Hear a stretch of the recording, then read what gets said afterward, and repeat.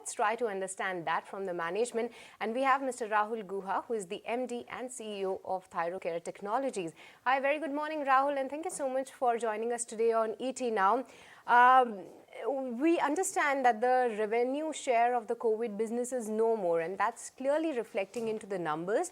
Your margins have seen a decline on a sequential basis as well, drifting to 19%. But going ahead in FY24, what's the visibility on margins and what kind of a normalized margin should we be expecting from you? Thanks, Shrishti. Good morning. And I just wanted to share, look, our non-COVID growth has been very healthy over the last year. Actually, we grew our non-COVID business 22% year on year for the full year. And that growth momentum, of course, continued into the last quarter where we sustained our growth at about 18%. Our non-COVID margins were always in the 30 to 32 range. And, in this year, we've kind of maintained it in that 29-30 range. So it's not been that much dilution of our overall non-COVID margins. And we've been able to sustain a very healthy growth rate. I am quite confident going into next year also, we should be able to do a good growth rate, maybe not in the 20s as we have done last year, but certainly, in the mid-teens is what we are all aspiring to. And I'm very confident that that will be where we are. And we will have slightly improving margins because operating leverage will start to kick in on our fixed costs. Hi Rahul, good morning. This is Cheryl also joining in the conversation, and let's talk about the pricing and the industry. We know that has been witnessing pricing pressure, but are you now seeing some sort of a normalization in the pricing pressure, and are you seeing any headroom to go ahead and increase the prices going ahead? Sure, and nice, thanks Cheryl. Pricing actually has eased off in the last couple of quarters. I think most of the online players have moderated their discounts quite substantially, and you will see it in some of the reports that analysts bring out. More importantly, many of the leading branded players have taken price up in this quarter, and they've announced it also in most of their analyst calls. Over the last year, we have not taken price up. We have continued to remain an affordable option for most of our players. But in this quarter, we have taken a marginal price hike, as part of our normal annual price increases that we do. Okay, but Rahul, if we talk about your numbers, then though there is some pressure in the diagnostic business, but your radiology business is doing very well. On a YY basis, if we see, then the growth has been over 50%, wherein you added 2 new centers as well. So for FY24, what are the expansion plans for the same, and what kind of a revenue growth you are looking out for this segment?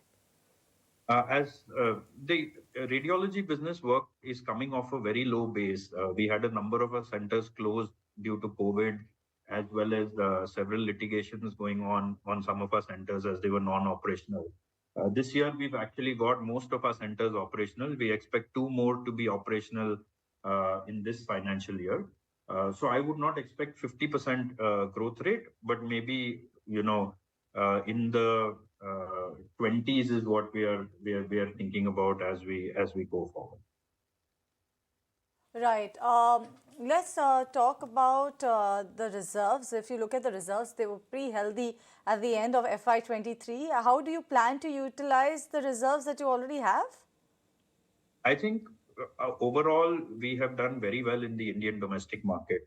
Our volumes are up almost 40% in this year. And we are very confident that we'll be continuing to grow in the Indian market. And our B2B model is well respected in the Indian market. We are now the leading player in the B2B space. And we believe there is actually quite a lot of scope to take this model international, particularly in emerging markets where always affordability of healthcare is a challenge. So we are evaluating Africa, the Middle East, and Southeast Asia as part of our international expansion plan. Rahul, if we look at what's happening in the diagnostic space, is that a lot of these companies are now focusing on the wellness segment, where they are offering the test kit packages to the consumers for the regular test basis, and with a special focus on the premium segment. So what kind of a growth that Thyrocare is witnessing in that, and how do you see the segment growing ahead? We have always been the leader in the wellness segment. Almost 40% of our revenue comes from our flagship brand Arogyam, which is well recognized in the wellness segment. We have expanded that entire portfolio. So earlier we used to have a very small set of Arogyam from about 1,000 rupees to about two and a half thousand rupees. Now we have Arogyam from 1,000 rupees all the way to 5,000 rupees. So the full spectrum to the customer and going from 50 parameters to 130 plus parameters as part of our Arogyam. We also have introduced Arogyam 24/7.